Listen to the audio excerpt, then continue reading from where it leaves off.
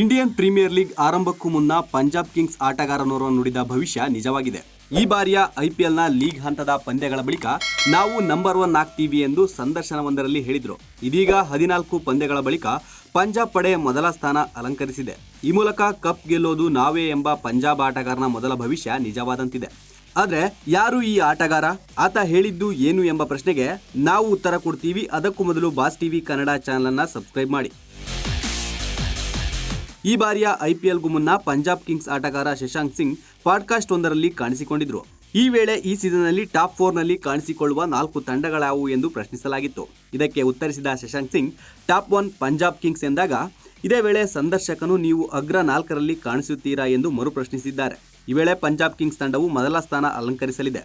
14 ಪಂದ್ಯಗಳ ಬಳಿಕ ನಾನು ನಿಮಗೆ ಮೆಸೇಜ್ ಮಾಡ್ತೀನಿ, ಈ ಸಂದರ್ಶನವನ್ನ ನೀವು ಮತ್ತೆ ಹಾಕಬೇಕು ಎಂದು ಶಶಾಂಕ್ ಸಿಂಗ್ ಆತ್ಮವಿಶ್ವಾಸದಿಂದಲೇ ನುಡಿದಿದ್ದಾರೆ.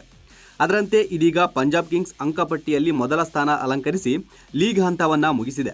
ಇತ್ತ ಪಂಜಾಬ್ ಪಡೆ ಟಾಪ್ 1ನಲ್ಲಿ ಕಾಣಿಸಿಕೊಳ್ಳುತ್ತಿದ್ದಂತೆ ಶಶಾಂಕ್ ಸಿಂಗ್ ಅವರ ವಿಡಿಯೋ ಸೋಷಿಯಲ್ ಮೀಡಿಯಾದಲ್ಲಿ ಸಿಕ್ಕಾಪಟ್ಟೆ ವೈರಲ್ ಆಗಿದೆ. ಜೈಪುರ ಸವಾಯಿ ಮಾನ್ಸಿಂಗ್ ಸ್ಟೇಡಿಯಂನಲ್ಲಿ ನಡೆದ ಐಪಿಎಲ್ನ 69ನೇ ಪಂದ್ಯದಲ್ಲಿ ಟಾಸ್ ಗೆದ್ದ ಪಂಜಾಬ್ ಕಿಂಗ್ಸ್ ತಂಡದ ನಾಯಕ ಶ್ರೇಯಸ್ ಅಯ್ಯರ್ ಬೌಲಿಂಗ್ ಆಯ್ದುಕೊಂಡಿದ್ರು. ಅದರಂತೆ ಮೊದಲು ಬ್ಯಾಟ್ ಮಾಡಿದ ಮುಂಬೈ ಇಂಡಿಯನ್ಸ್ ತಂಡವು 20 ಓವರ್ಗಳಲ್ಲಿ 7 ವಿಕೆಟ್ ಕಳೆದುಕೊಂಡು 184 ರನ್ ಕಲೆ ಹಾಕಿತ್ತು. ಈ ಗುರಿಯನ್ನ ಬೆನ್ನತ್ತಿದ ಪಂಜಾಬ್ ಕಿಂಗ್ಸ್ ತಂಡವು 18.3 ಓವರ್ಗಳಲ್ಲಿ 187 ರನ್ ಗಳಿಸಿ 7 ವಿಕೆಟ್ಗಳ ಭರ್ಜರಿ ಜಯ ಸಾಧಿಸಿದೆ. ಈ ಗೆಲುವಿನೊಂದಿಗೆ ಪಂಜಾಬ್ ಪಡೆ ಪ್ಲೇ ಆಫ್ನಲ್ಲಿ ಮೊದಲ ಕ್ವಾಲಿಫೈಯರ್ ಪಂದ್ಯವಾಡಲು ಅರ್ಹತೆ ಪಡೆದುಕೊಂಡಿದೆ. ಅದರಂತೆ ಮೇ 29ರಂದು ಚಂಡೀಗಢನ ಮುಲ್ಲನ್ಪುರದಲ್ಲಿ ನಡೆಯಲಿರುವ ಮೊದಲ ಕ್ವಾಲಿಫೈಯರ್ ಪಂದ್ಯದಲ್ಲಿ ಪಂಜಾಬ್ ಕಿಂಗ್ಸ್ ತಂಡ ಕಣಕ್ಕಿಳಿಯಲಿದೆ. ಈ ಪಂದ್ಯದಲ್ಲಿ ಪಂಜಾಬ್ ಪಡೆ ಸೋತ್ರೆ ಜೂನ್ 1ರಂದು ನಡೆಯಲಿರುವ ದ್ವಿತೀಯ ಕ್ವಾಲಿಫೈಯರ್ ಪಂದ್ಯವಾಡಲು ಮತ್ತೊಂದು ಅವಕಾಶ ದೊರೆಯಲಿದೆ. Bureau report, boss TV Kannada.